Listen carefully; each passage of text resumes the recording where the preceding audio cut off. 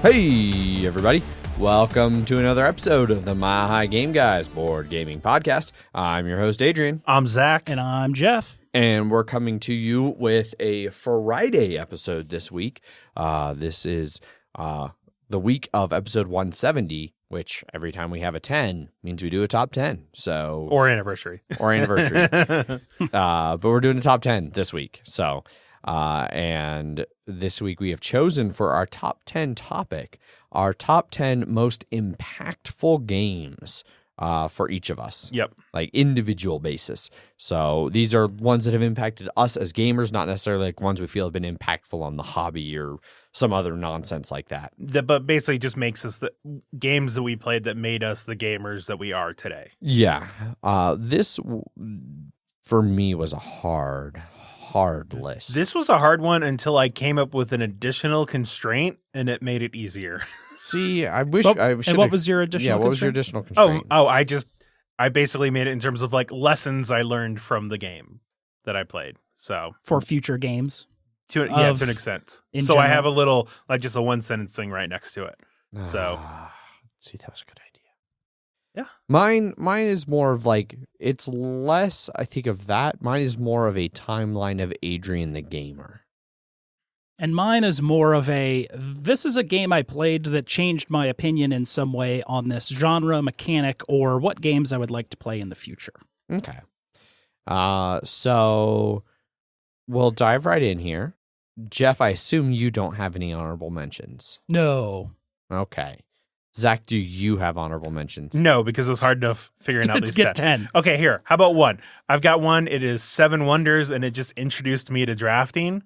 Okay. I just couldn't think of a way to word that in a better way, so it did not make the list. Okay. I also do not have any honorable mentions. Yeah, there you go. So we can just dive right in here with the number 10s. So I guess, Jeff, you want to start with number 10s? Number 10 is Rising Sun. Rising Sun was very influential in me to not want to play games that Eric Lang makes every time. Like you were all in for his games, and now you're like, I really liked Blood Rage. I really like him as a developer. He's made some great games, and then I hit Rising Sun, and I was just like, this is too much. And that sort of started the having an opinion on overproduction on top of that. Okay. It has a lot of very fantastic minis and things like that, and the game probably would not work as well as it does if it didn't have those, but those big... They're not even like thematic though. They don't have really cool encounter cards and stuff like that I would like from a game like that. It's sort of just, nah, fuck you. No, fuck you, buddy type game that I was in on Blood Rage and it was a different style of of dudes on a map game. Yeah. That you were in for the Blood Rage style, not what Rising Sun is. Right. And so that sort of started my halt on those type of games and being like, yes. So Osiris or his next one that's coming next year, Rick or something like that. Yeah, it's the Egyptian themed one. Yeah. So I'm going to be pretty wary on that one. Yeah, but they've all been pretty different. So yes, yeah. Well, this was his take on diplomacy. Whereas Blood Rage was just certainly made me hate all my friends that I was playing with. So yeah, that's true. That's very true. So yeah, that was definitely a very formative Jeff moment. Okay. What about you, Zach? What's your number 10? My number 10 is Twilight Imperium 3rd Edition. And this is basically that board games can be like events. So, they all, before it was always like, oh, let's just, go here, play some games, whatever, blah, blah, blah. But this was like the first one. It was like, no, we're saving an entire day for this game. We're going to play this game. We're all coming here just for this, and we're just going to revel in it. And so we can't just haul this out whenever we want. Exactly. Yeah, so like before, board games were like something you might do while you did something else. This was the first time, or made you realize that board games can be front and center. Yes. And So that's like where Game of Thrones and a lot of ones like that. Even like the Watch the Skies and stuff like that, of like entire days where it is just an intense experience of a game. It's not just like we play it and we're done. Oh yeah, we did a Watch This Guys. We did. That was fun. I know. I kind of want to do it again. China #1 popular. Not anymore. No. Okay. My number 10, and like I said, mine is kind of like the timeline of Adrian the Gamer. So mine's going to be vaguely chronological. Mine is not. Mine's not. Yeah. But my number 10 is Catan. And I struggled because this one could have almost been number 1 for me, because it was what got me into gaming. It is, of all the games on my list, it is the one that if you took this away, I would maybe not have made it where I am today as a gamer. So I could have seen an argument to put that number 1, but since I went vaguely chronological, it goes to number 10. It was the first like real hobby game I had played. It was the game that first brought me like out to like a public game night that led to me starting the Denver Game Night group, which led to me starting the podcast, which like set off this whole chain reaction. So to not give Catan its due credit as a game that hugely impacted me as like, like games can be a social activity. They can be fun. They can be meaningful. They're not like all Monopoly where it's just random dice rolls and moving around in a circle and like nobody gives a shit. And everybody's like, why are we actually doing this? Like, this is a chore and not something fun. Catan was like, holy shit, this is fun. Like I have to think. And then like, the player negotiation, because my family, like things like some people play Monopoly with negotiation. Like Richard would play it with negotiation. Like working out deals to sell properties back and forth. But I'd never played anything like that. And so like that base level of like, I've got a sheep. Will somebody trade me? No. Okay. Well, what about 2 sheep? How many sheep do I have to give you before you will give me 1 card in exchange? 3. Yeah, that was very, very impactful for me, and like really opened my eyes to like what board games could be and what they could do. So Catan's my number 10. We'll just keep going in a circle here. Jeff, what's your number 9? My number 9 is Twilight Struggle. Twilight Struggle was the first chit war game type game that was good that I had played, because I had looked at some of the older ones that significant others' parents had that were like, here's the 8 trillion little number chits that are all over the board. Like a Kingmaker. We played that one. Yeah. I still need to play. I want to play that. Yeah, Kingmaker with the rules rounding and updates. Fan-made. Yes. House rules is much better, but things like Starship Troopers from like 78 and stuff like that. But Twilight Struggle was like, oh, this is pretty good. What other games do they have? Oh, it looks like they have war games that might not suck. You still haven't tried a coin game, right? No, and it's just been a hassle to try and we need to make time to do it. As much as I don't like them, you really should try them. Yeah. And also, it was one of the first games I played where like card knowledge was extremely crucial to know what the cards are, because you start putting U.S. influence in Romania, you're going to have yourself a bad time. When that Romanian application. Yeah. It was definitely one of the best versions of that I had seen that would come up to really wreck your day in that. So war games and that card memorization, know the cards mechanic. Right on. Zach, what about you? What's your number 9? My number 9 is Crokinole. And this is basically that physical manipulation can be more than just a gimmick in a game. So what I mean by this is that really, like, this introduced me to dexterity games, right? And How long ago did you play it? This was, I want to say 2013 or so. I played it at Conclave of Gamers.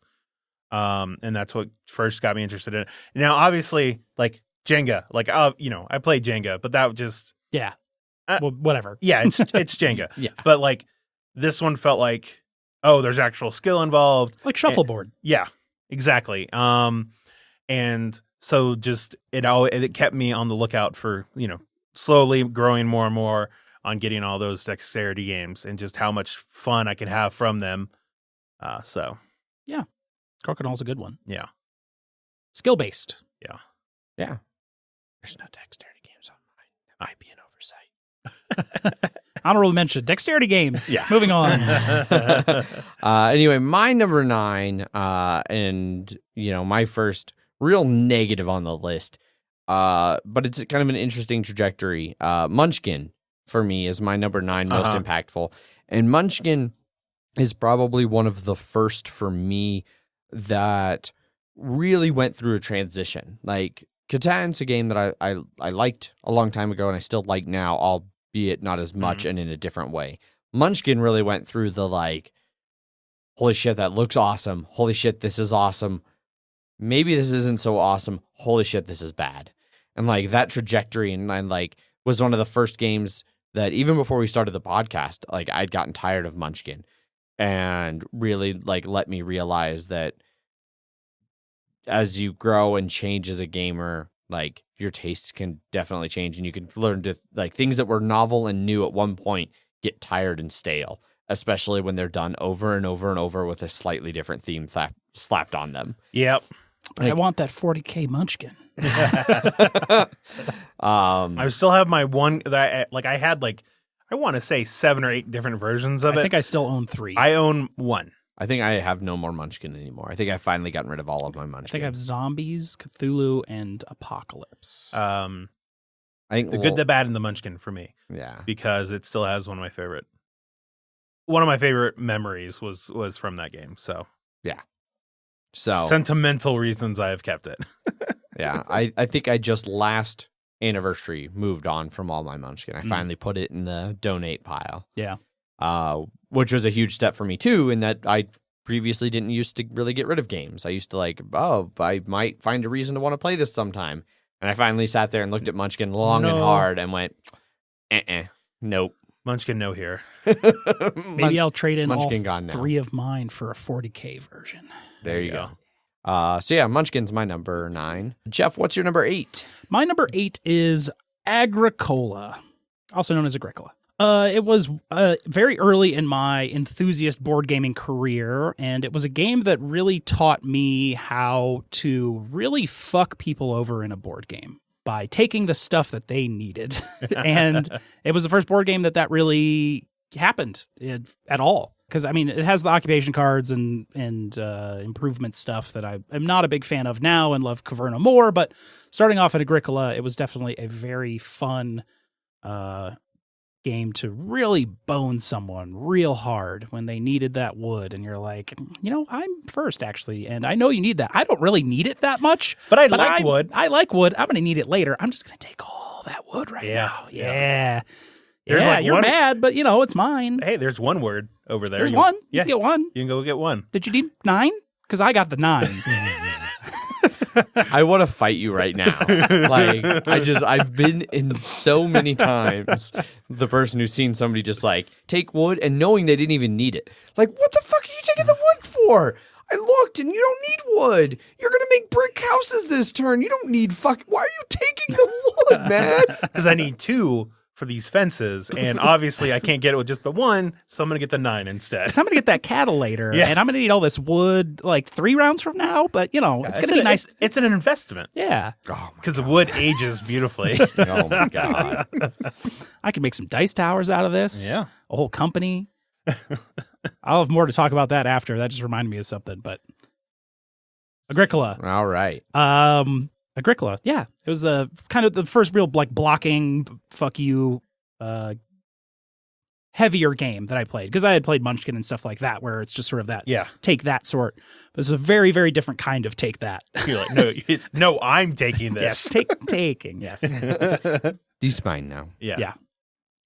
Right on. What about you, Zach? What is your number 8? It sounded so just. What's great. your number 8 now, Zach? Sorry, I didn't mean for it to. Jeez. No, it just sounded so natural. It's just how you talk in conversation, right? Oh, well. So what about, All right. But my number 8 is Pandemic. And this is basically that playing games with people can be just as fun as playing against them. And it just sort of introduced me into co-ops in a board gaming setting. And it's, that camaraderie you build from, you all working together against the system and prevailing or failing horribly. You succeed together or you fail together, but it brings you together. And I think I have been a big fan of co-op games ever since. So Okay. Right on. I think before I even played Pandemic, I played one of the Forbidden Island games. I think Pandemic was my first co-op, Yeah. but I'm not sure. And then I learned that he had another game called Pandemic. yeah. Well, my number 8 is actually also Agricola. Ah. And I had to try so hard not to like jump in and like fuck up the flow Mhm. because we didn't discuss before how Nope. we were going to handle. These are very personal, so it's hard yeah. for you to have Agricola for the same reason I have Exactly. Agricola. And so for me, Agricola was I got Because of you, Jeff. Fuck you, Jeff. I got less of the like. For me, it was less of the like. Oh, I can block people and get in people's way and fuck with people. For me, it was more because I guess selfish. It was more like people can fuck with. No, it was like You're finally indulging in your misery farm that you love. yeah. The biggest thing for me is the first time I played Agricola, it didn't stand out to me. I'll be honest. It wasn't like I played Agricola and it was like, the clouds parted and the light shone from heaven and there was angels. Oh, like none of that happened for me. But especially like looking back on my history, like my initial experiences with Agricola, which were very positive. Aunt taught me Agricola at a game night, which is still one of my reminders that like, heavier worker placements can be played at game night. Like we can do that. Granted, that was also back when game night used to go to like midnight or 1 a.m. and not, 10 o'clock out the door. Yeah. Well, we got work in the morning, man. Yeah, we're adults now.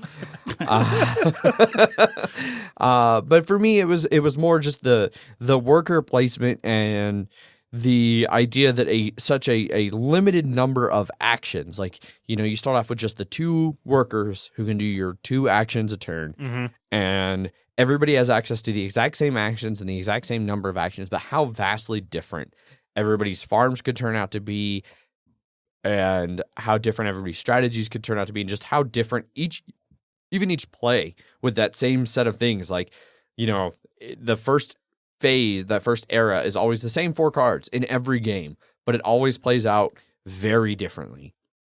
And that was really like, that was where games were really starting to click for me, and like I can really use my brain more in games. Something that Catan had introduced me to, like, oh, I actually have to think and have some kind of a strategy or tactics going forward. Agricola really brought that to the fore for me, and started to get me to like want more out of games before I even really knew that that's what I was going for. So, Agricola, my number 8. Moving on to the 7s. Jeff, what is your number 7? My number 7 is Power Grid. It is for a very similar reason of what you were just talking about Agricola. It was one of the very first games that gave me a Euro feel. Because, I had played Catan a small handful of times, twice maybe, but it was never really grabbed me that much. But I just loved the economy system and resource management system in Power Grid. And then there was a bit of that blocking that you could do with your different routes, getting there first, getting the resources first for cheaper, and just trying to make and then the kind of the, you could get a little ruthless with the bids and knowing what other people's amount of money were, be like, this is mine. Played a lot of Power Grid and just really enjoyed that as a sort of medium to heavy path through my gaming history. Okay. Power Grid's still one of my favorite games. Love Power Grid. Entry level into the wide world of more than thematic bullshit games that I had played before. Power Grid's still real good. Yeah, it was one of the first Euros. I had played a lot of Ameritrash, a lot of Arkham Horror, a lot of other games I will mention later on my list. I know. So, Zach, your number 7. My number 7 is Munchkin. And so for this is basically always try and play the player in games, and then convincing people that my best move is their best move is righteous. And this is just, it taught me, because some of my, like, one of my favorite experiences is when I convinced you to I let don't me wanna join talk you a about mission that you needed absolutely zero help on, and then I took advantage of pity, and then I turned that into it became a winning move because of it. And I've done that. So like in Twilight Imperium, anytime I can convince somebody to go attack somebody that's annoying me because it's their best move, because usually it's also their best move, and then having that other person get mad at that person who attacked them, and then they're fighting, and then I benefit because of it. So I just try and look games that have those types of interactions, things that you can mess with people and you can cause people to fuck around with other people, and then you benefit because of it. Anyhow, my number 7 is Zombicide. So Zombicide for me, it's really interesting. Like, as I was making this list and seeing the trajectory, like seeing Agricola, like, thinking back and like Agricola came up fairly early, and then there was a dark time. We both had that dark time, Yeah. I think, probably at the same time. Yeah, Agricola was like, and then there was a dark time, and then it came back out. Yeah. Zombicide was part of that dark time. Zombicide. Hey, you enjoyed your time then. And it's true. I had a lot of fun. I didn't play it enough. Yeah, like for me, Zombicide was one of those things. Like I've always loved zombie shit. I still do. Just maybe not as much in board games because zombie themes are hard to do well in board games. Apparently, like Well, if they're in a way that would be satisfying to you. yes, they just don't quite mesh with my board gaming tastes. Zombies work great for video games. I fucking love zombie video games. Almost all of my favorite video games involve in some small manner blasting zombies in the face. We need to play City of Horror again. Yes, I would play City of Horror again. Jeff has not played City of Horror, No. clearly. Anyhow, so Zombicide for me is it belongs on this list for numerous reasons. One, Zombicide was one of the first games that I went whole hog in. Like Munchkin would have been close, but I went like fairly deep in where I got like 4 different Munchkins, and then I got like a lot of expansions for those 4 Munchkins. But all told, I maybe spent $100 on all of my Munchkin. I spent $100 on my first Zombicide purchase. Yeah. And then I made multiple $100+ on. I went all in on almost every Zombicide Kickstarter after I missed the first one. I think you still have some of my Zombicide promos. Oh yeah, for sure. You gave me a whole paper bag just fucking full of them. Because my friend had gone all in on that first one and I didn't, and then he hated it and just gave it all to me. He even had a t-shirt. Yeah, so I have a ton of Zombicide stuff. Like, so Zombicide Season 1. Cardboard Tube and the Samurai. expansion. Season Penny Arcade fame. Season 2 and expansion. Season 3 and expansion. And then even Black Plague, where they were like, hey, we're going to do zombies, but like medieval and slightly fantasy with dwarves and elves and humans. And that was like really the breaking. That was where it strained. Yeah. And then especially like once, I think I've played maybe 1 or 2 actual games of Black Plague. I used to play a lot of Zombicide. Mm-hmm. The Black Plague was where it was like, okay, I'm not hardly playing this. And then Massive Darkness was their next one, which was Zombicide-esque. And I was like, hover over the pledge button. No. Once you finally broke free. And then and I've never gone back. I haven't backed a single They've done the CMON space thing one, since. Yep. the Green Horde one. Mm-hmm. Yeah. They just did Zombicide 2.0. Yep. They've got right now Zombicide. Which you even thought about. I did think about Zombicide 2.0. It looked like it fixed some of my things, and like it was like that. It was like a junkie, man. Yeah. Where it's like, oh man, I remember riding that dragon. I could just jump off the wagon right now. Night of the Living Dead Zombicide. Yep. And then that's running. Well, right now it's the Zombicide system. Mm-hmm. Yeah. So yeah, I'm glad I punched out of the Zombicide world as well. Yeah. That was my big intro to like minis, like really, and painting minis. I painted a lot of my Zombicide stuff. Yeah, we had painting parties, you and Bob, and I think somebody else came over, and the 4 of us like hung out and painted my zombies. And like, yeah, I went all in on all of that, and then broke relatively clean. And then, later on I found Dungeons and Dragons, and I'm back to buying minis and painting things and shit. But that's later. That's later. That has nothing to do with Zombicide. But That's a different problem. Zombicide brought me into Kickstarter. It brought me into minis games. It brought me into all of that. kind of thing. And like really, and similar to what Jeff, you'd mentioned in your number 10 with like the excesses and overproduction. Zombicide was me like, overindulging on that overproduction and like just eating it all up and wanting all of the sugary, sweet, icing on the cake. Yep. And then realizing that if there's no substance there, eating all that icing is just going to give you a bellyache. Yeah. So Well, it's the same reason I haven't kickstarted something in a really long time. That's not something that's like an expansion like Terraforming Mars Turmoil. And I've not done like a big minis thing. Yeah. I think the last one was Edge of Darkness.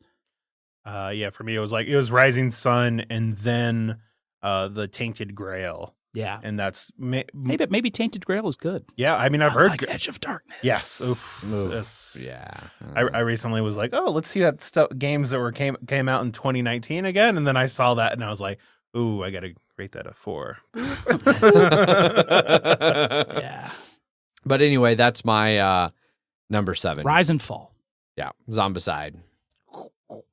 So number 6 is Jeff. What's your number 6? My number 6 is kind of a mishmash with Twilight Imperium 3rd edition leading the charge, but the World of Warcraft board game, Descent, all the big old coffin box Fantasy Flight games. I still want to play that. StarCraft, another one. So those 4, I didn't own Descent, but my friend did. I have the other 3. Was Descent a big coffin box? Yes, too, first edition originally? was. Okay. Yeah. Those were games that I really, really loved and probably played too much. But it was one of the first regular like game nights back in Chicago that I'd get together with friends and sit around and play that game all goddamn day. So similar to Zach's earlier presence of like, hey, you can make one game your all day affair and not a lot of room for other stuff. But I played like way too much Twilight Imperium, way too much of the World of Warcraft board game. Not a ton of StarCraft, but I'm glad I still own all of them and would like to break out World of Warcraft or StarCraft at some point. Yes, I would be in for the World of Warcraft. Yeah. But they're just so long. Yeah. But they're very meticulous in how you play them. There was certainly an era of board gaming that, and that's also where I played a lot of Twilight Imperium at like less than 6 players, which you people think to that doesn't seem. No. I don't think the game can support that. Yeah, I thought it was only 6 players on the box. Yeah. It says, if you play with less than 6, we will SWAT you. Yeah. And then when the expansion comes out, then you have to play at 8. No, it's just, oh man, never played at 8. That's for sure. It's something.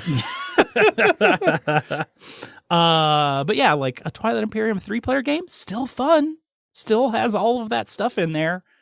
But yeah, all those big coffin box, and that really got me into like the Ameritrash world of like Arkham Horror 2nd edition with way too many expansions and expansions for expansions. Yeah, the box that was just an expansion for all the other expansions. The Miskatonic University expansion.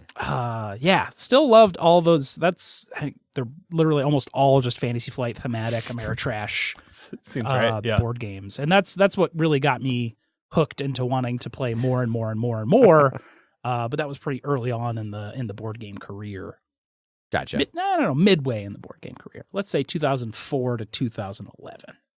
Sure. Yeah. Zach, what about you? What's your number 6? My number 6 is Last Will of Vladimir Suchy. God damn it.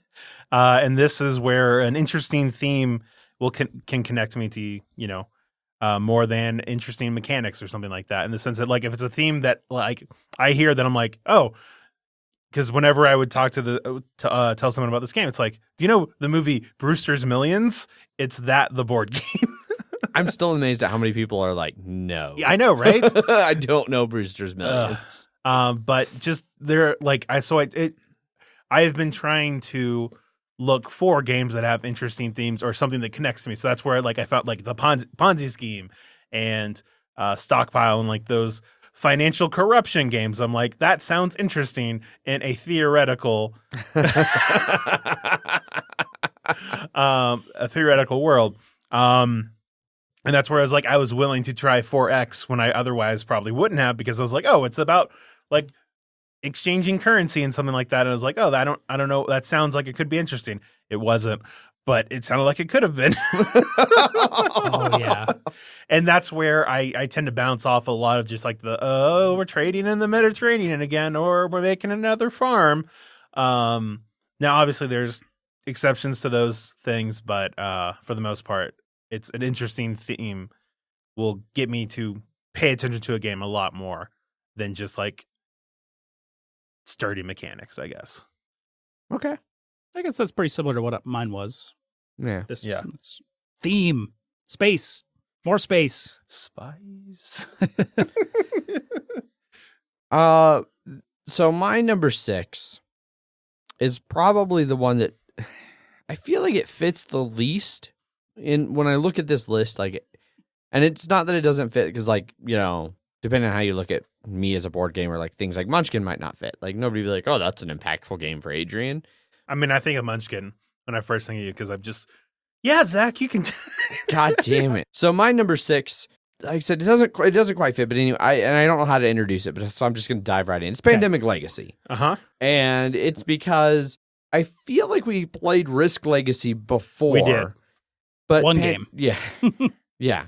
But Pandemic Legacy really, I'd played cooperative games before, and I'd played story games before and thematic games before, but the continuing story that changed, and like I remember when we started that game, the concept of tearing up a fucking card was hard.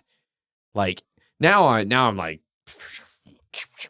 rip it right up. I don't give a shit. Here, Jester, why don't you rip this card? Chester, do you want to eat this card? I make Wes rip up all our cards because he was you. I mean, yeah, that was I like it. I didn't want to do it the first time we played. I do it because I like ripping up the cards. I'm like, give me that fucking thing.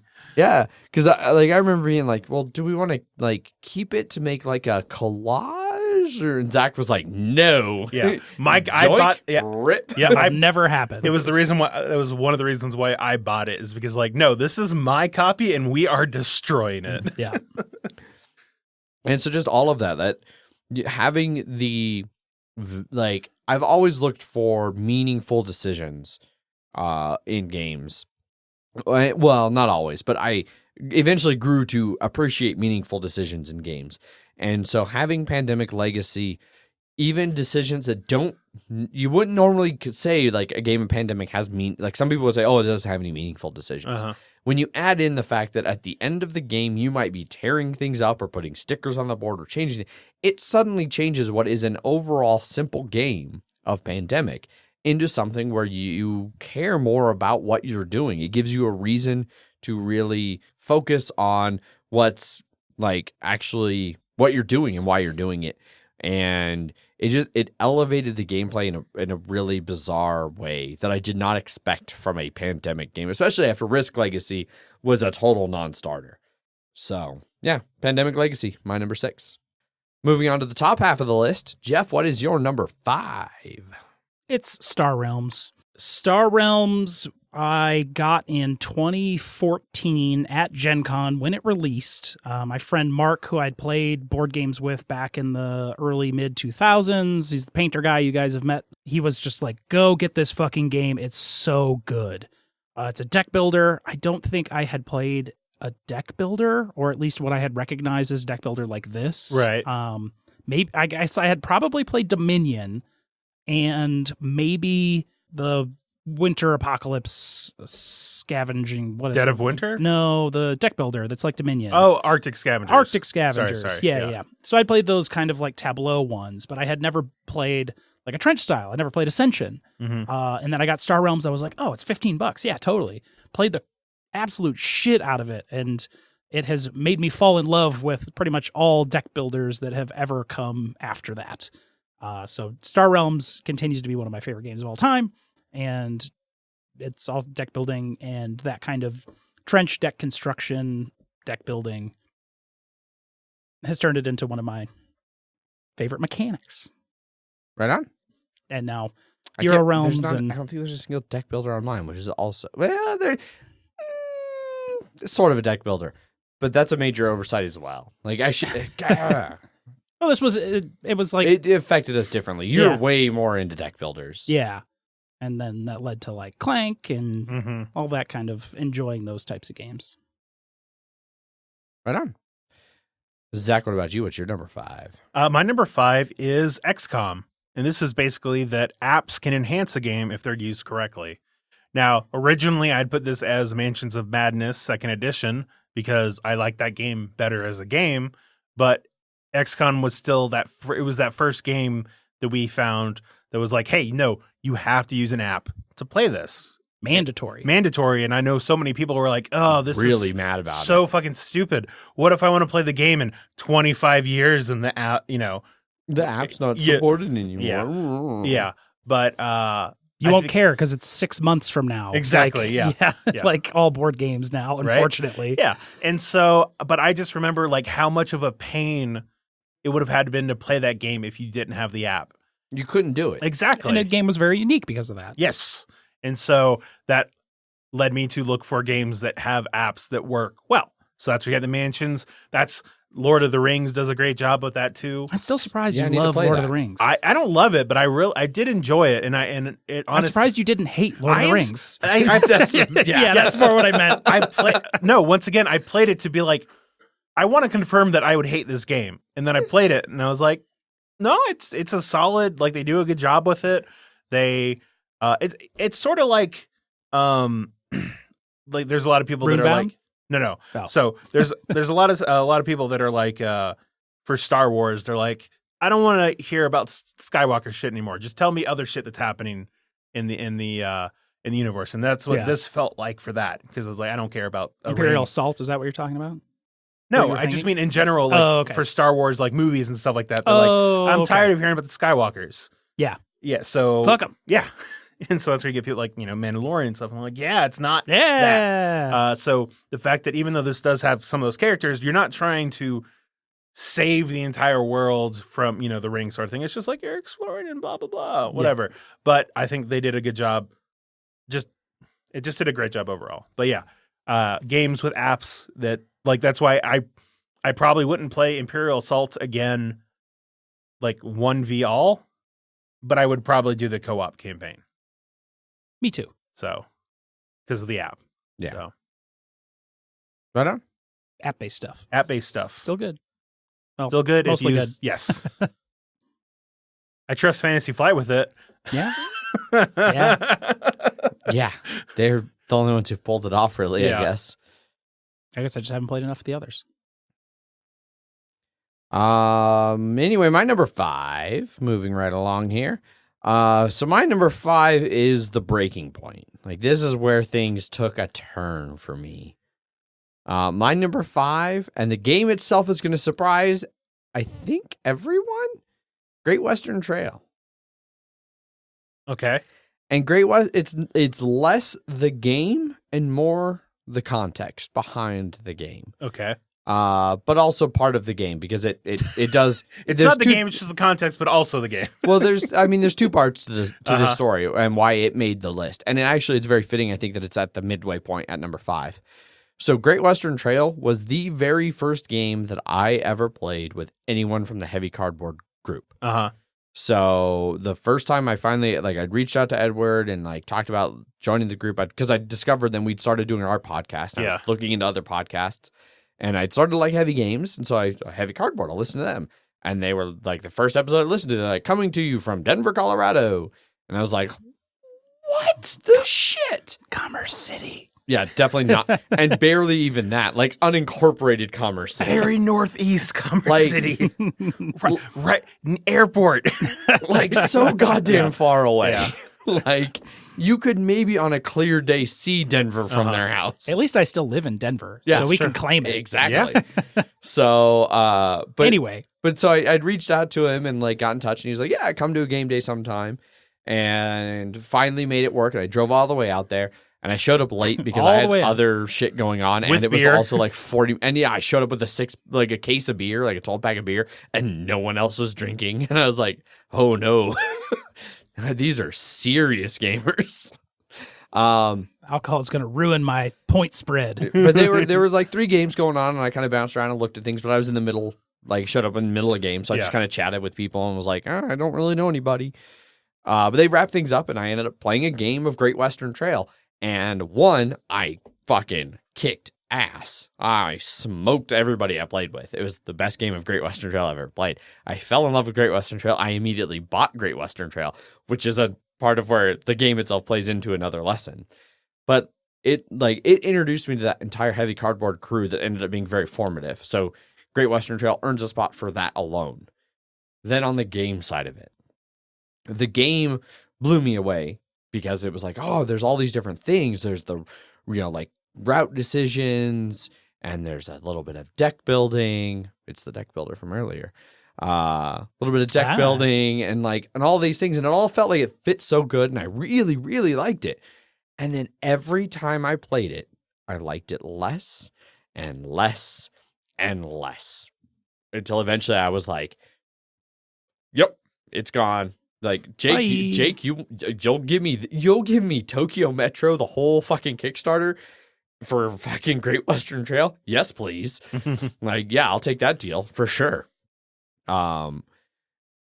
Ultimately, I've been convinced recently that maybe I was wrong about Great Western Trail, that maybe that initial impression was closer to correct, and that it was the circumstances behind the follow-up plays that was the problem. Like game night. Like some of them were literally standing. Mm-hmm.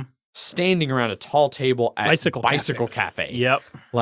Very unideal circumstances. So I want to give it another shot. I want to kind of circle back around to it. I still own it. So still intrigued. There you go. I want to circle back to it and see if there's actually a game there that I would like. Like Nick, a fan of the show here, raves about it being a great, especially a 2-player game. And I don't think I ever got Megan to play it. So, yeah, I think we only played it 3 or 4. Didn't try to, or she just had no interest. I don't think I even ever really tried to. Okay. There was a 2-year period, shortly after we started the show, where I was inundating her with too many new games, and she was like, "Fuck this."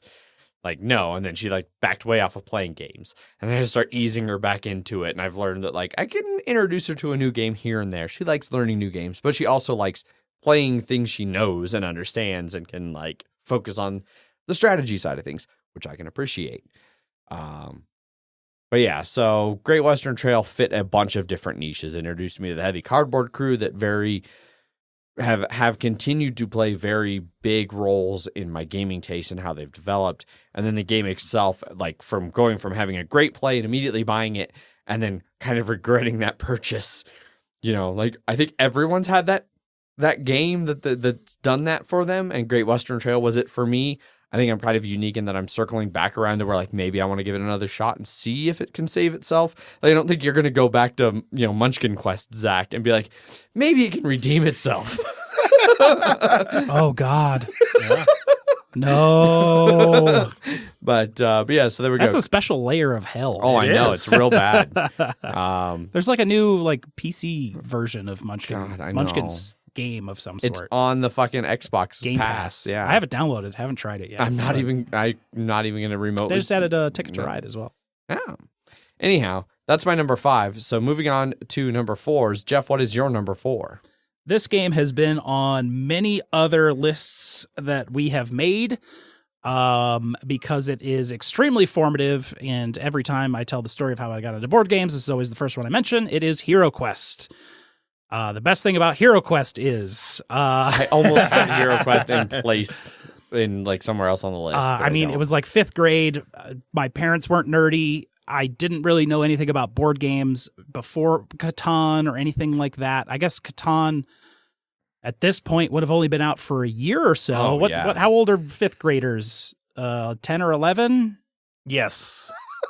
I think so. I don't know. I don't even know how to answer. I don't know anything about question. kids. Yeah. So 11 to 12. I'm I 18. guess? You're 18 typically when you leave 12th grade. So I don't know. Do math vaguely. Yeah. Anyway. So older. I guess it would have been newish. Catan would have been newish, but Hero Realms, the 80s. Hero Quest was still decade or 70? old. Yeah. No, I don't think it was 70s. I think it was probably early mid 80s. And so that I was just had his 25th, so yeah. so- 89. okay. Sorry. So this was still a many-year-old board game at the time that my friend's brother had. And I was always just like, man, that game looks so fucking awesome. And we actually played it a couple times. We never got really deep in there. And it's still something I would like to do. I'm not sure the game really even holds up, or it might hold up as well as Imperial Assault with a 1v4 and just get fucking trounced back and forth. But those scenarios seem to get pretty cool later on. And I'd like to play Hero Quest sometime. But I would love to play more Hero Quest. yeah, it's a super cool game, and it's really made me who I am for board games, or else I would have just probably never fucking known board games because no one was buying me board games for Christmas, and I was so into video games at that point that it didn't have a chance. Yeah. But fucking loved Hero Quest, and that's sort of what started the thematic Ameritrash nightmare that most of my board gaming hobby was until like 2009. I thought about, like, very briefly thought about squeezing Hero Quest in. I almost even thought about, like, throwing it as an honorable mention. Like, so it's a weird, I've only played it once, but when I the one time I played it, it was at Wits End at their old location, and I fucking loved it. And I wanted to play it more. It was Colin's copy, and I've asked him to bring it again, and he hasn't, and I've tried to organize playing it again, and it hasn't worked, and I want to get a copy, but I don't want to spend $250 for a 20-year-old game that is likely missing half its pieces. Like, Thankfully, in the early 2000s, it was still only in the $60 range, and that's how I got a hold of a copy as a birthday present. yeah. So Good luck getting the expansions. Those things were always fucking nuts expensive. Oh, I'm sure. Hundreds of dollars, even in around that time. Yeah. Yeah. So it'll almost never happen unless somebody somehow acquires the rights and does a full reprint. Or just make a Kickstarter without the rights and, wing it. Shit, why not? Just fucking go for it. Yep. Who even owns the rights anymore? Who even knows? It was like a Milton Bradley Games Workshop partnership or something like that. Yeah, so it's Or like something a real bizarre. Like, Milton Bradley thinks Games Workshop owns it. Games Workshop thinks nobody actually owns it. It's expired. Was it Milton Bradley? I don't know. Parker I don't Brothers? even know. It was one of those mass Sure. market board game companies that helped, and that's why it's been in limbo for all Milton time. Bradley. What's Bradley. the like, not there's a specific term for, like, when copyrights and things expire. Oh, But like, public domain. yeah, like how close is it to public domain? thanks to Disney, never. Yeah. Because anytime their shit gets close, then they're like, let's keep Let's that throw going some going. money. Throw money Yeah. at Congress And until they let's just change keep extending that IP law. It's the Mickey Mouse law. Yep. Yeah. Rule or whatever. Fuck you, Disney. Yeah. Stop making good movies so I can stop supporting you. Yeah. So Hero Quest. Yeah. All right, Zach, what is your number 4? My number 4 is Tales of the Arabian Nights. And this is don't let a game stop you from having fun. And that is the perfect title for this. And so it basically just means that, like, I really enjoyed Tales of the Arabian Nights, but there's a lot of stuff that was just like, oh, like these certain things are like, oh, no, you can't win if you do this. Oh, because it takes place in the past, you can't, you if you're a female character, you can't flirt with a female character. It has to be a male. Well, like, it has these stupid rules, which, whatever, that I was just like, you know what, fuck it. I enjoy this game, but I also don't care about those things. So I'm just going to say, fuck it, do that. There are cards that really fuck you over in the game that literally you can have other people take your entire turn of moving you, choosing what you encounter, how you encounter it, and any choices that you make in there. And it's just like, no, that's taking away from the fun of all the random shit that happens in that game. And so just so like the kingmaker of like, oh, some of these rules are really shitty. Let's just, fix it. Let's make it better. Let's make it better so you can have fun with flawed games, but don't be afraid to just be like, fuck that part. It amazes me how much that game has, like, things that widely now are considered, like, taboo in game design, like removing player agency, player elimination, like all kinds of just garbage shit where it's like, Yeah. Yeah. But it was like when you guys were considering doing it for MHGD, it was very much, I was like, all right, Adrian, well, I have a whole shitload of house rule things to actually make it playable for you. Yeah. Well, especially like because it would have been we'd have played it more as a role playing game, Exactly. so a lot of that shit would have been thrown the fuck out. Yeah. And like, yeah, I wouldn't have even tried to be like, "Hey, Allison Clue, Exactly. just so you know, in this game, women cannot flirt with other women." Yeah. So You can only like boys. oh, fucking games. Or like you can't win if you're a fucking shapeshifted rhino. Bullshit, you can't win. It'd be the best goddamn rhino in the world. I am a shapeshifted rhino with a goddamn sultan's fortune, and I'm going to take full advantage of it. God damn it! Right on. My number 4. Getting to the big stuff. I'm going to be all serious business for the rest of this this list. Food Chain Magnate is my number 4. Food Chain Magnate was probably the first truly heavy game that I would play. Like some have come close, like Agricola is pretty heavy. But Food Chain was... But then Caverna came out and was better, and you were like, Agricola. I mean, Caverna's not heavier. So when I'm talking about heavy games... No, I said better. Then I'm not even talking about it, and it's not, and fuck you, and stop. I'm talking about Food Chain Magnate. It was the first like really heavy game I played, and it was one of those that struck me with how relatively simple the actual rule set and gameplay is, but how deep the decision making is. And it was one, and I feel like this is something that really you could almost divide gamers along a line that Food Chain sets, in that how do you feel about games you can lose on the first turn? And most people probably correctly are going to say, I don't like that. For some weird reason, I said, that is fucking awesome.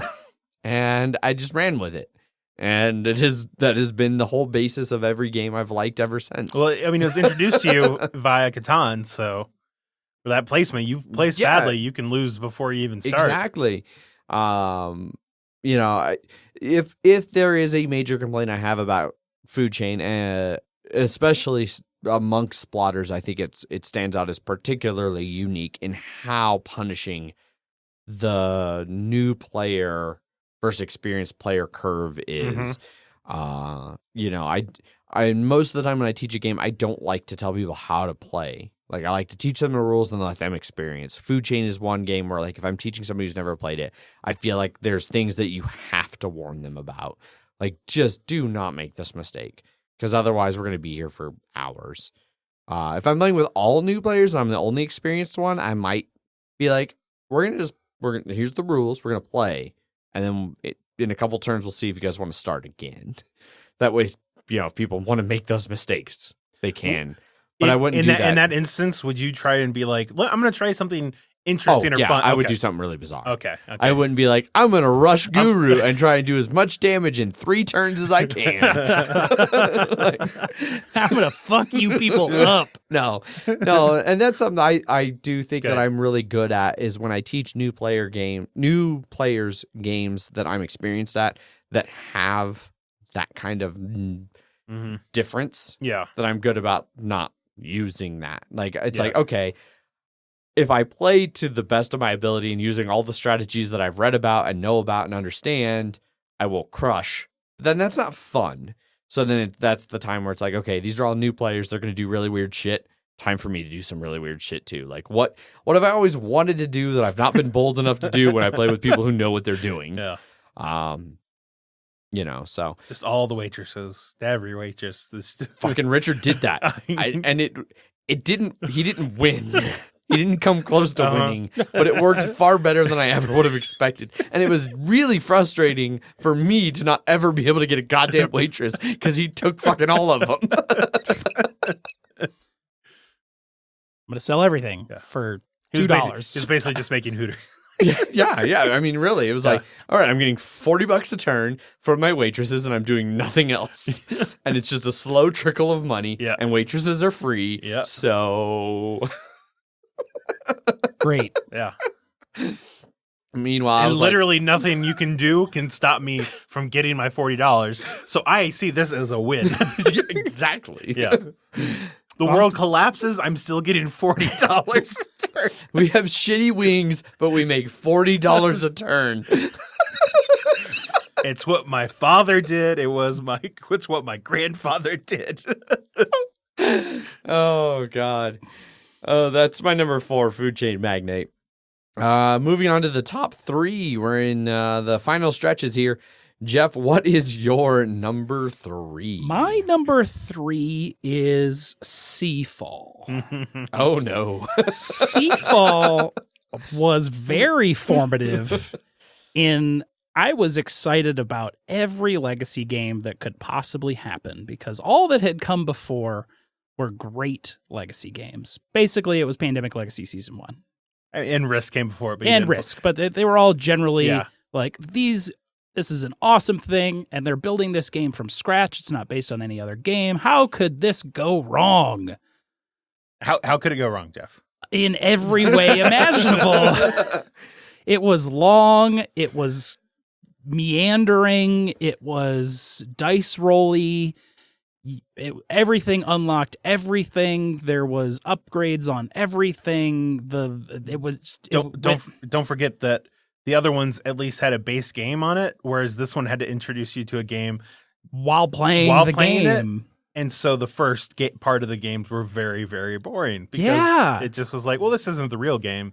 But then it wasn't the real game for like 10 more games. Yeah. And we only lasted the prologue and one game. Yeah.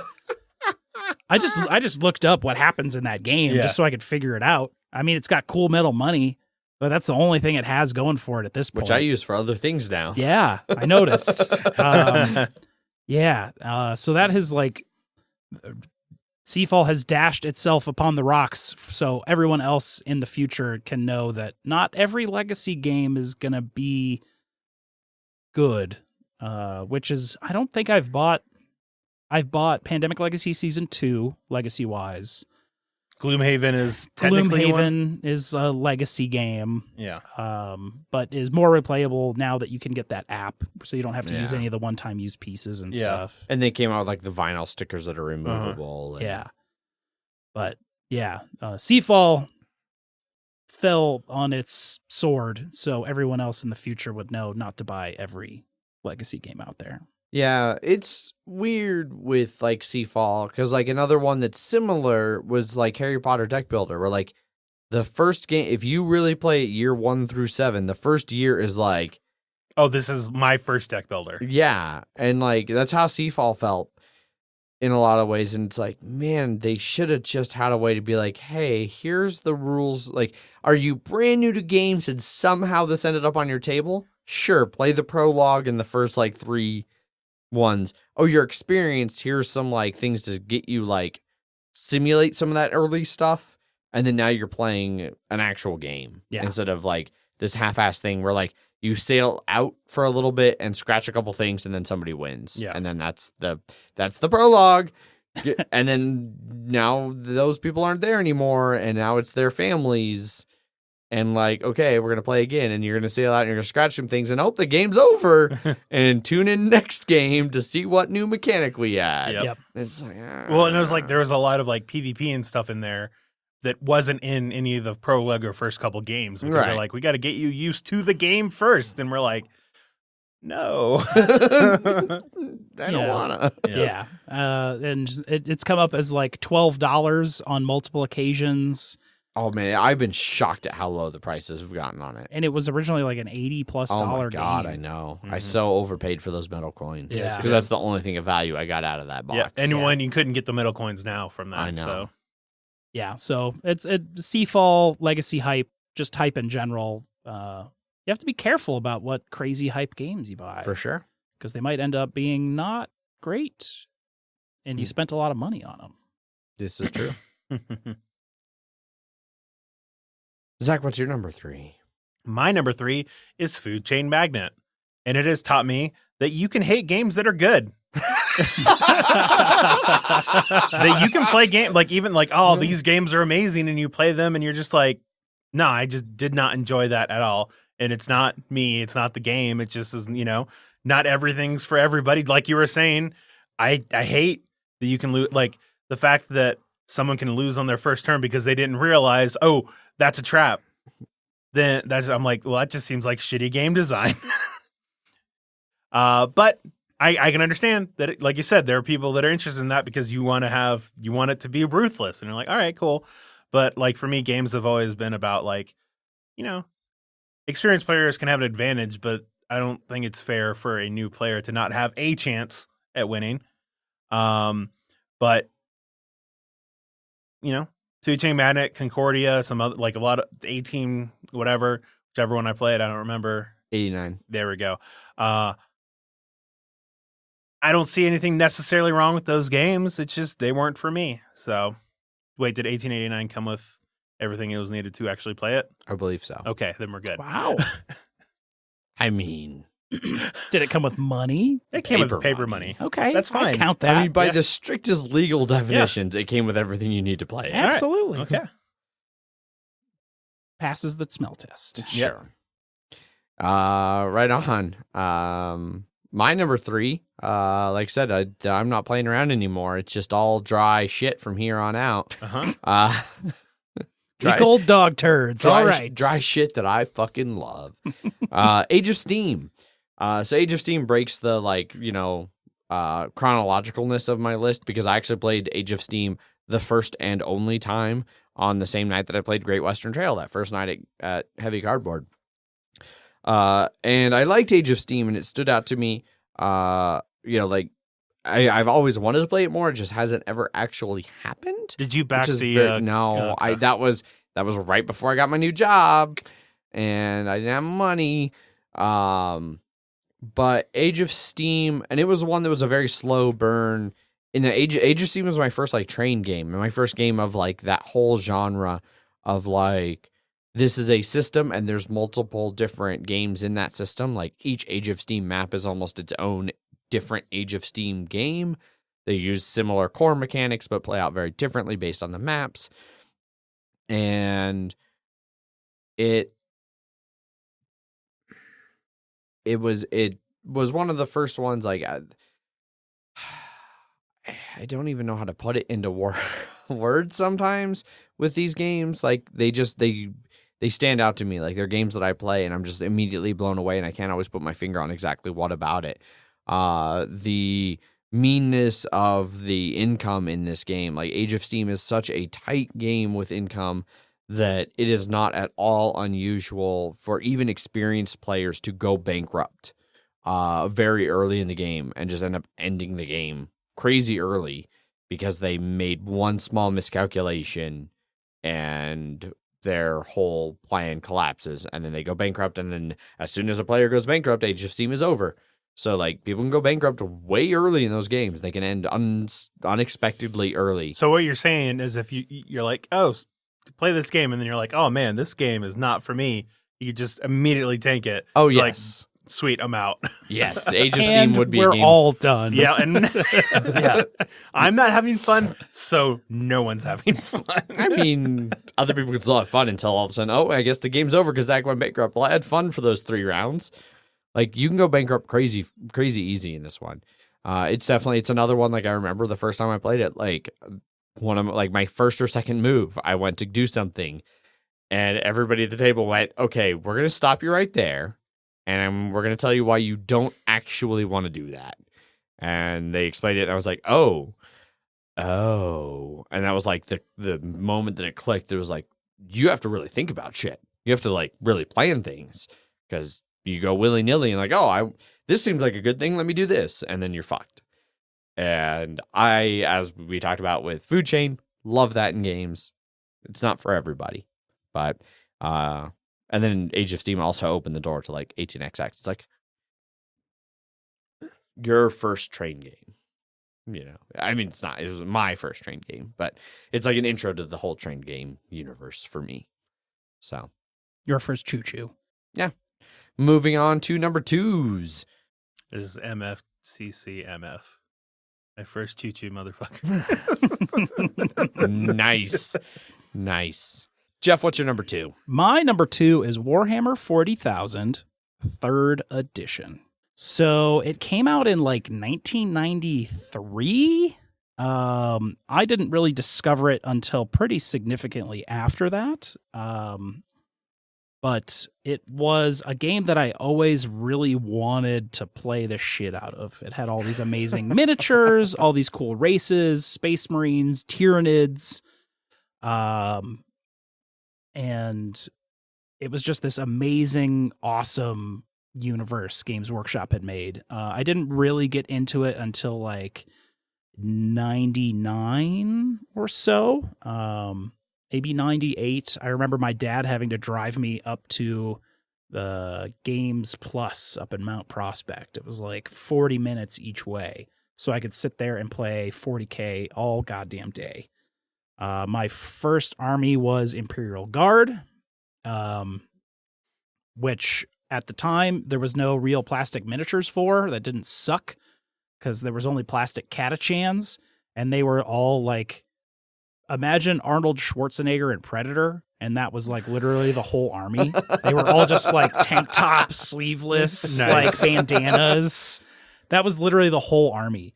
And I was just like, I don't want to play that. And so it was just constantly painting and building and getting cool tanks. And then they started doing like the Forge World stuff. And that inevitably led me into working for Games Workshop and painting miniatures like way better than I used to, and getting into a lot of the specialist games, which led to my love of Blood Bowl and Necromunda and Mordheim and Battlefleet Gothic and Space Hulk and Dreadfleet and all the 40K video games and just like that whole Games Workshop universe. And then it spilled over into board games with all of their licensed board games for a long time until they lost their license. Warhammer 40,000, 3rd edition, tabletop wargaming, tabletop miniature-based wargame was always just something I've always loved and just never really been able to get back into, especially now with what it's turned into. Yeah. But there are versions of that game that could be cool in a modern time that other people have played. Like I've been kind of looking at BattleTech. They just came out with like a couple new versions of that, and they're going to start doing some not Inner Sphere, the clan invasions and stuff are going to start coming out in those rule books, and those are like the crazy weird mechs that were in all the old video games I used to play. So yeah, 40K is extremely I still almost want to play that 8th edition, but but I would hate everyone I play against. They just play with that huge, broken $140 pay to win, like God, greater demon that will just destroy you. Well, clearly Blood Bowl's heading that way per the Wednesday episode. Yeah, we'll see what that slave giant does to the game, but I mean, it's always just as easy as like, don't play with the slave giant. Right. Yeah. So we shall see. But 40K. Right on. Zach, what's your number 2? My number 2 is Risk Legacy. And this is basically that experience outweighs replayability or tightness of mechanics. And that basically games that give me a enriching experience is what I'm looking for when playing games. And so this is where I go more towards, because Risk Legacy was like the first campaign game I had ever really played. And so this one, Pandemic, but then also the exit games, because they're one-time use. And you're destroying them, but it's giving you a unique experience that you're not going to get from other games or even from their own ones. But basically just look for games that I feel I can get a good experience from, even if maybe the gameplay is lacking or something like that. That if it's just something that I'm enjoying and having fun, that's what's most important. Okay. So, right on. My number 2, 1889. I talked about Age of Steam for number 3s and how it was like the intro to 18XX. But it was 1889 opened the door, but it was years before I walked through it. Like that first heavy cardboard game night was like shortly after we started this podcast. It was like 4 years ago. Mm-hmm. I played my first 18XX like a little over a year ago. Yeah. Well, I remember there was a long time you're like, I'm scared to play these 18XX ones. Yeah, so it went in phases. It went from I'm scared because they seem complex and I don't understand them, and I feel like they will be too heavy and it will scare me away from heavy things forever. I'll run shrieking back to Zombicide in the night. And then as I got to learn more about them, it became a different fear where it was like, once I cross that line, there's no coming back. That's all I'll play forever. And I still don't fully remember what actually convinced me to give it a shot, to actually take the plunge and be like, yes, I will learn an 18XX. I think it was just like cumulative knowledge of all different things. Like, I started listening to like Board Game Blitz and hearing Ambi talk about 18XX. Very passionately, and like hearing, a lot of the people in the heavy cardboard circles talk about 18XX very passionately, and then going to HeavyCon and seeing people playing it, and still seeing people playing it was still one of those things where it's like, I'd see it on the table and I was like, no, it doesn't look good, and it looks confusing. It makes me angry. I don't want to do it. Scared and confused. Yeah. And then somewhere along the line, like everything added up, and I was like, all right, I at some point I must give this a shot. Let's do it. And then I fucking loved it. It was so much of the accumulation of games I'd been playing up to that point, and the things that I'd been finding where I was like, I like this, I don't like that. I like this, I don't like that. And it just, the more things that I liked, like it just kept pushing me until 18XX. The only complaint I have about 18XX is that they're not always the best looking of games, and the components aren't always the best. But the latest round of 18XX Kickstarters in 2019 seem to have solved that. And so here I am. Like, I like 18XX. I'm playing it. I'm buying Kickstarters, backing Kickstarters, and buying games. And I've fallen into that pit where that's like, that's who I am now. I'm a person who likes 18XX, and there's no coming back. You can't undo liking 18XX. That's always going to be a part of me now. It's like a meth addiction. Yeah. The damage is done. It's there. I do think all 18XX players also lose their teeth. God, I hope not. I have good teeth.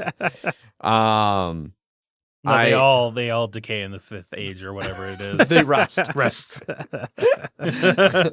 I do think, like, I don't want to say like I've hit my limit on 18XX because I don't think that's the right phrasing. However, I'm not currently really looking to buy more. I've got a handful, and I've got more coming. All total, I'll end up with like 6 once everything I've currently ordered and or backed has arrived, and they all fit this like window of 18XX that I like. Like I'm not interested in some of the ones that are like 12-hour games. Like I don't want to play 18XX for 12 hours. I just don't. Like, sure, some people might get some enjoyment out of that. I know I won't. I start to really tire of 18XX after about the 4 to 5 hour mark. When you just like pull out the spreadsheet. Yeah. Like, all right, guys, we're like micromanaging for like an extra $10 a turn. Like, let's just fucking do this. Especially because when you do that, you find that somebody wins by like 10,000 points or, $10,000. It's like, okay, the extra 10 I was getting a turn. Like, not going to matter. Yeah. But yeah, 18XX. I pulled the trigger and it's all over now. All right. What are the number ones? Number one most impactful games in our lives. Do we want to try and guess each other's? Should we try and guess what Jeff's is, Zach? I've seen it, so I'm not going to guess. Okay. Well, then I'm not even going to try. Did you cheat? Did you look at my screen? I mean, I look at you, and then as my eyes are coming back, I can clearly see. Okay. Yeah. What do you think his is? I have no idea. I was hoping you'd give me some ideas. You're not gonna guess it. All right, Jeff, what's your number one? It is Splendor. What the fuck? No, I saw that and I was like, what the fuck is Splendor? All right, well, I'm excited to hear Do why. any of you have any idea why it's Splendor? No. So Splendor was the first game I played at our Wednesday board game night when I Oh. showed up to Strange. Well, there you go. Now it all makes sense. Yes. So Splendor got me into game night. Game night got me into podcast. Podcast got me into media. Now I'm working all these cons. We've been doing this for years. And that all wouldn't have happened unless I had shown up to that game night on that Wednesday in a June fucking many years ago. I mean, 5 it years could've been, ago. like literally any other game. It could have been literally any other game, but It was Splendor. But it was Splendor. That was any other game, they'd be like, Then man, that would've- fuck this guy. Yeah. Just Kick get him out. of here. Yeah. He doesn't even have long hair. I mean, I'm sure this was the part of the phase of game night where it was like, you better like Splendor or you're going to get the fuck out of here. that did happen. There's a good period of time where it wasn't uncommon to see like 3 games of Splendor. Yeah. So it was extremely influential on me. Okay. Yeah. I'll buy it. And Splendor's a fine game. It is a fine game. I want to say Munchkin was my first game at that first game night. Because I remember that first game night, I brought Catan. I didn't play it. I played Ticket to Ride, and I played Flux. And I saw you, who I didn't know was you, playing Munchkin. And I was like, holy shit, that looks awesome. Everyone has that arc. And then we did a Catan night. Yep, I remember that. And then the next game night we did was also still at Zuni. And I remember like specifically asking either Strange? you or Not Bob. Zuni. It wasn't, you mean, oh God, what is that place called? Vine Bicycle? Street. Vine Street. Oh, you did it at Vine Street? We did 2 game nights at Vine Street. Ow. Yeah. and 3, then- yeah. actually, at Vine Street. But yeah, and the second one at Vine Street. I don't remember if it was you or Bob, but at the end of the Catan night, I was like, so next week, I want to play Munchkin. Bring your Munchkin. So yeah, All right. without Splendor, that's Game of Splendor happening, none of this would have happened. Very well. My esteem for Splendor just went up a notch Yeah. because it brought you to me. It's extremely formative. Ugh. Ugh. I don't know why, but the way you worded that was... that made Zach like cringe so hard. It was great. Do I taste blood? I think that's your soul. It's trying to leave your body. Yeah. I taste pennies. All right, Zach, what's your number one? I don't It's know. radiation. Do you have a guess what my number one is? I can give you a hint. Sure. It's already been said. Oh, it's already been said. Somebody has said these words. Uh-oh. Pandemic Legacy? No, it's not. It's not someone's list, but someone has named the game. Oh. Mm. Oh, no. You have named the game. I have named the You've game? named the Oh, game. no. Munchkin Quest, the board game. Oh. And this is research games before you buy them. Because this was the first game I remember that I was like, oh, I love Munchkin. This is in that I love Munchkin phase. And then I was like, there's a board game version of this? How could this be any better? Yeah. Here, let me buy this. Oh, and this expansion, and this expansion, and this expansion all at once, please. And then I played it once, and then I was like, oh, God. I played that once. Yeah. It wasn't mine, but Yeah. I feel your pain. I still have the game, and it won't leave my collection because it's a warning. It's penance Yeah. of just at least like a bear. Like, what's this Just game a about? quick Google. Yeah, quick Google. Do people like this game or not? Why do they like it? Why don't they like it? So, yeah, it was that was. I feel like that's one of the main stories I'll tell people about games of like, I have Munchkin Quest because of this. So, yeah. Right on. Well, shit. My number one feels hollow. It's and- only ranked 4,570. Yeah. My number one feels hollow and weird now because you guys like had other like deeper meanings. Uh-huh. I mean, tell us about D&D. That's fine. It's D&D. Yeah. Yeah, like I really also feel really shitty that like I couldn't have even remotely guessed either of yours, and you both are like, just tell us about it. Yeah. Well, yours is chronological, and we know you're all about D&D right now. So. Yeah, but see, the thing is this is another one that breaks the chronological because I played D&D at my first apartment in Denver. Like my first ever game of D&D was at that apartment. Like I've been playing the Colorado one, Yeah. or the Dahlia Street, yeah. Like I've been playing D&D that long. Like it has taken me this long to finally get like the right group of people and make it continually happen. And like, you know, take the step into DMing myself, like actually running games. And I don't know, like it's what I've looked for in a lot of other games. Like I mentioned, like I could have put Hero Quest on this list. Well, everything that I liked about Hero Quest and that stood out to me about Hero Quest, D&D does better. You know, like Tales of the Arabian Nights. All of the things that I do like about Tales, which I don't like the game. I can't do don't let the game get in the way of the experience. The game ruins the experience for me with that one. But everything I do like about it, D&D does better. Like just so many of those kinds of things when I look at storytelling games or, you know, experience games, thematic games, all of them, since I've played D&D way back then, I've just always been like, man, D&D does it better. And then now I'm really getting to actually play D&D on the regular. D&D does it best. See, and D&D was one of those things where the game of D&D got in the way of whatever I was trying to enjoy in it. But what was weird is that it was like games where it wasn't like story based. It was more like just focusing on minutia shit. I was like, oh, that's so fucking annoying. But then ones that are more story, I'm like, I don't want to fucking tell a story. I just want to do this. So what I ended up liking the most, I ended up getting from Kingdom Death or like Gloomhaven or some of these other campaign ones of like, they give you a rule set, but rules to move, or like room to move, yeah. and a theme, but room to move. Yeah. Yeah. I mean, I get it.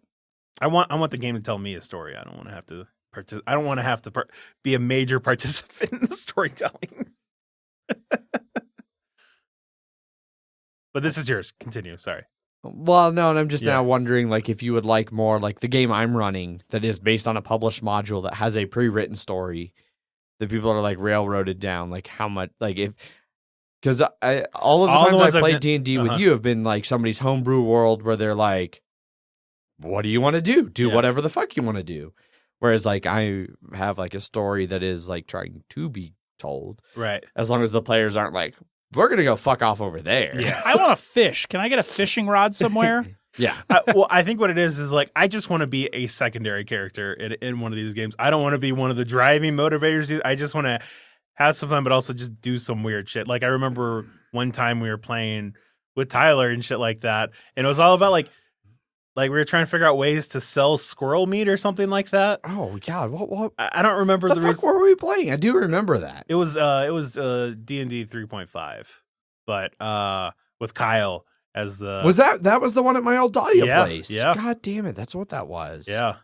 How did we end up with squirrel meat? We were in like an underdark weird tunnel. Because he was a druid or something, and then he wanted to summoned a squirrel. You killed it for meat. Now you're gonna sell it. I don't know. Yeah. No, it was goblin meat that we were trying. Oh, that's what it was. Yeah, like goblin burgers or like a Subway with goblins, some weird shit like that. I don't know. Like a sandwich shop? Yes. Yeah. Okay. But with goblin meat. Now Goblin Slayer makes sense.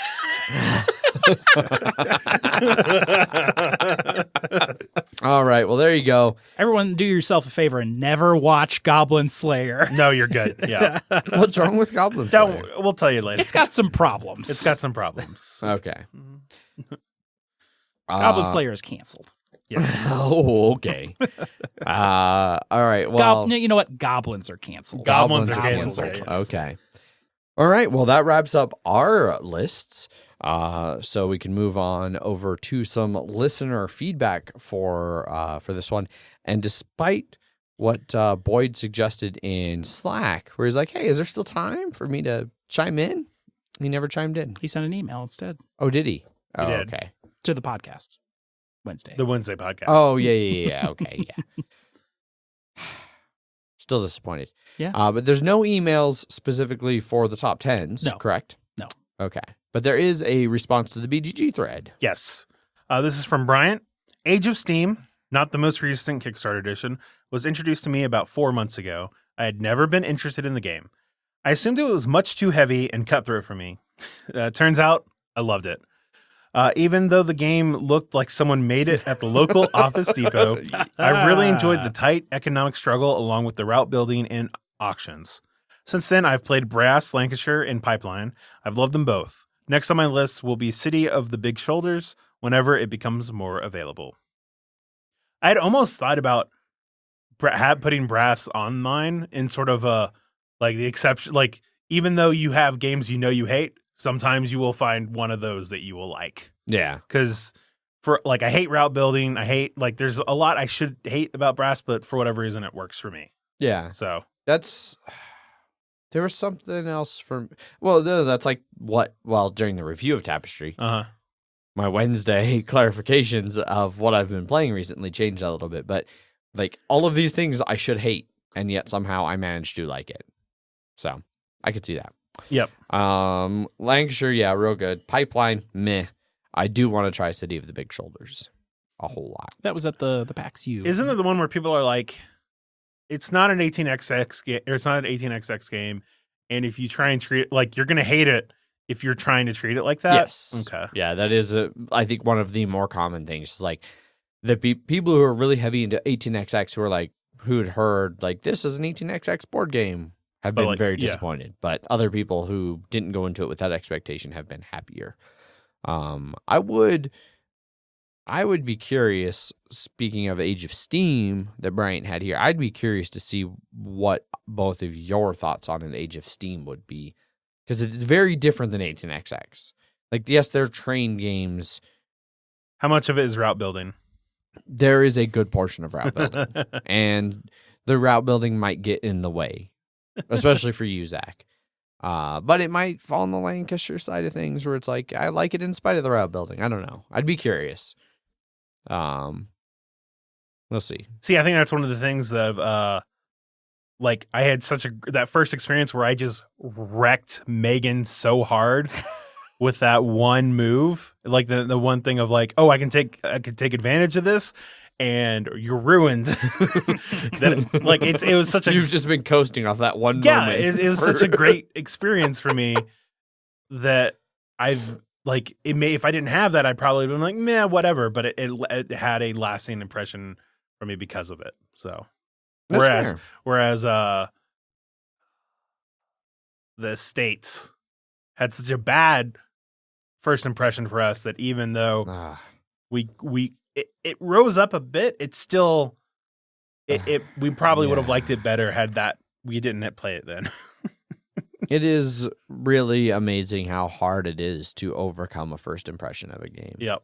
Which is why it's tragic when, like, for me, like a game like Great Western Trail has a great first impression and then just fails every other time.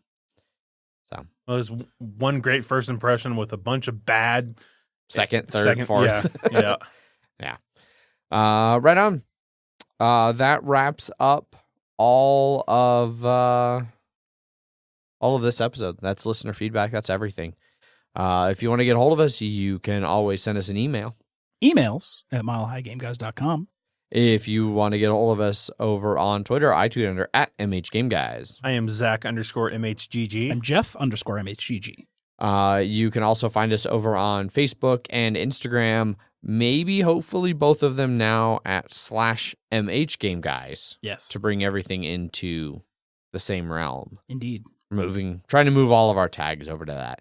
YouTube might not cooperate, those bastards. Yeah. We also have our Twitch channel where we stream our Wednesday recordings, usually on Sundays. This week it was on a Tuesday. We also do Friday live plays of games. Every other Tuesday is MHDD. And we mix in other random things here and there as we have time. So that's over on Monday, Tuesday streams or whatever. Yeah, occasionally. Yeah. That's our Twitch channel, though. Twitch.tv/MHGameGuys. We also have our Board Game Geek Guild number 2731. There's a calendar over there that Zach keeps updated so you can keep track of what streams are going on when. There's also threads for the podcast episodes that we do so you can give feedback before or after if you care to let us know what you think about things.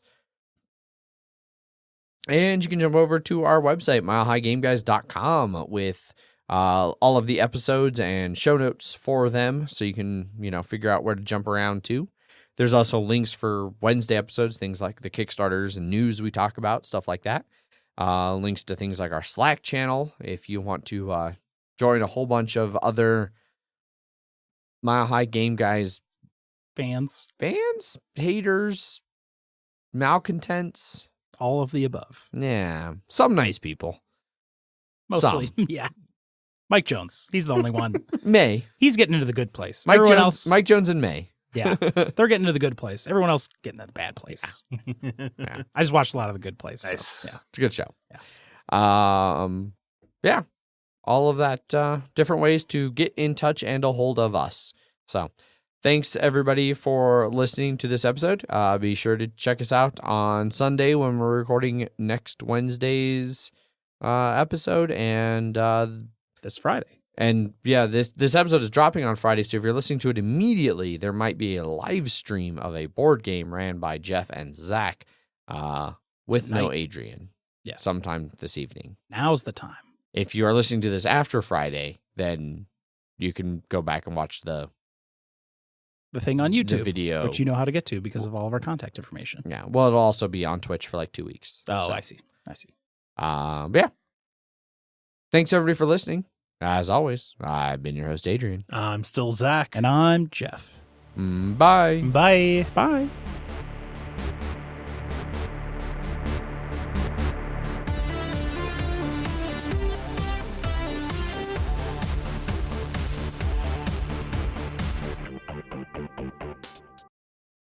You should definitely play Bus. I understand that. I'm just we're on board with the bus now because it plays in about an hour and not many hours. There's no investment for fucking up at the beginning of bus. that's true. time investment, Yeah. unlike Food Chain, which is Yeah. longer. And also, I like to live in a world where I don't like a game that is Splotter and also a capstone game, even though they're just public. I like living in a world pre that. So at some point I will crumble, and I'm not ready to like it yet, basically is all it is. Okay. It's not you, it's me. Yeah. Well, when you're ready, Uh-huh. come on over. The water's nice. To here? Oh, because you have the game. Well, no, I just mean I come over to the Splotter side. No. Anyhow. It'll be the exception that proves the rule. Yes. Punchboard Media, where we all Bring something to the table. pull up a chair. At punchboardmedia.com.